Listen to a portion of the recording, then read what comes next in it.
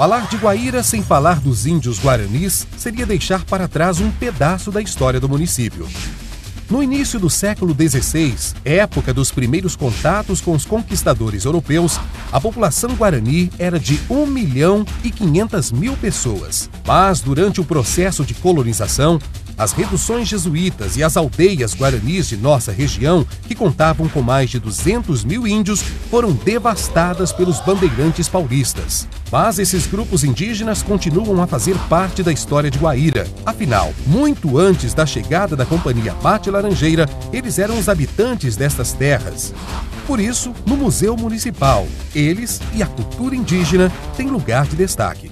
Isso aqui, os índios usavam muito os guaranis, né? Não podemos esquecer que os nossos índios aqui eram os guaranis. Isso aqui era usado para bebidas, no caso chamado de cauim, que eles faziam a partir do milho, né? Mastigado. Os poucos guaranis que ainda vivem em Guaíra lutam na justiça para permanecer na terra, antigo Parque Nacional das Sete Quedas, que hoje pertence ao Exército.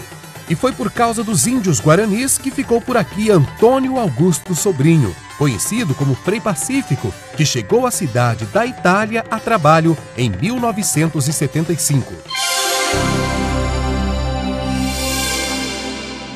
Sim, ele chegou aqui através da igreja, né?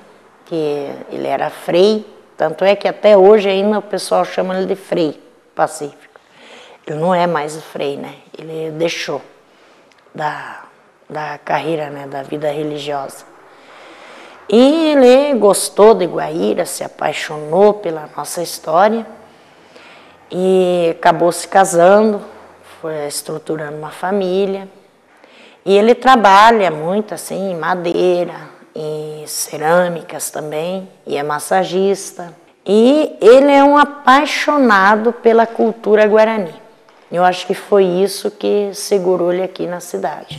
Estudioso da cultura indígena, principalmente a Guarani, Frei Pacífico lembra do trabalho de catequização dos índios que viviam na região, feito pelos padres jesuítas.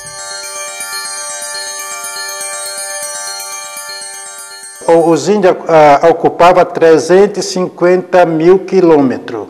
350.000 quilômetros. Com 1.500.000 índios. Então, esses padres, né, que dizem, vieram catequizar, etc. Não, eles vieram, falaram do evangelho, mas da maneira deles, né? Frei Pacífico, que não mede esforços para ajudar os índios, tenta resgatar as tradições guaranis. Para ele, essa é a única maneira de garantir a sobrevivência física e cultural desse povo. Só que esses índios, podemos dizer que eram um pouco desaldeados.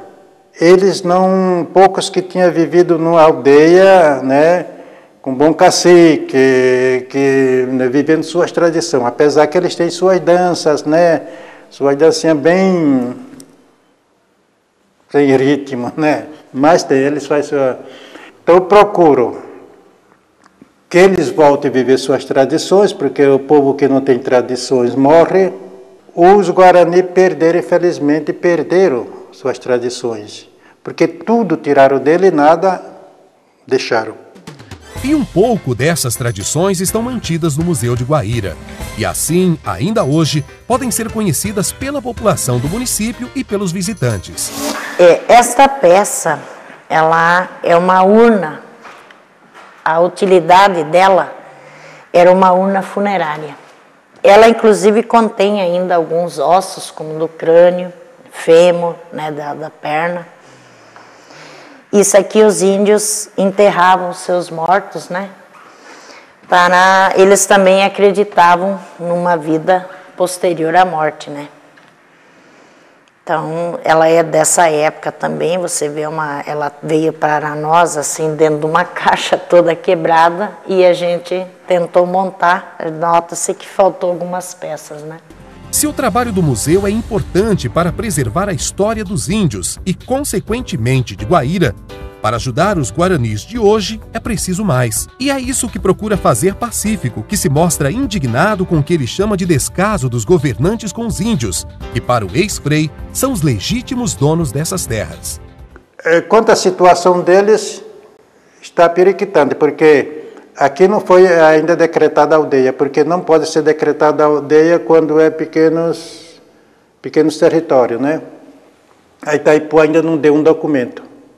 A FUNAI, às vezes, passa meses sem trazer uma cesta básica. Porque começaram dos jesuítas, com os jesuítas, eles, quando plantavam suas cereais, feijão, etc., milho, o jesuíta punha no armazém e dava uns pouquinhos a ele, porque dizia que eles comiam tudo de uma vez, né? Então, terminou o jesuíta, ficou a FUNAI dando cestinha básica, e não podemos continuar assim. Eles têm que viver, são inteligentes, né? São gente que vive uma vida, o momento presente, eles não pensam o amanhã. Somos nós que pensamos, vivemos muitas vezes o amanhã. Pacífico, partindo do pressuposto que os índios antes tinham tudo e hoje não tem nada, conforme você relatou para a gente, o que seria necessário para devolver a qualidade de vida? O necessário seria que o governo, né, precisa dar o seu pedaço de terra, devolver o que eles têm direito, né? E acabar com essa historinha de cesta básica. Toda história tem o seu herói. E em Guaíra, um jovem pescador arriscou a sua vida para salvar a de várias pessoas. Veja no próximo bloco.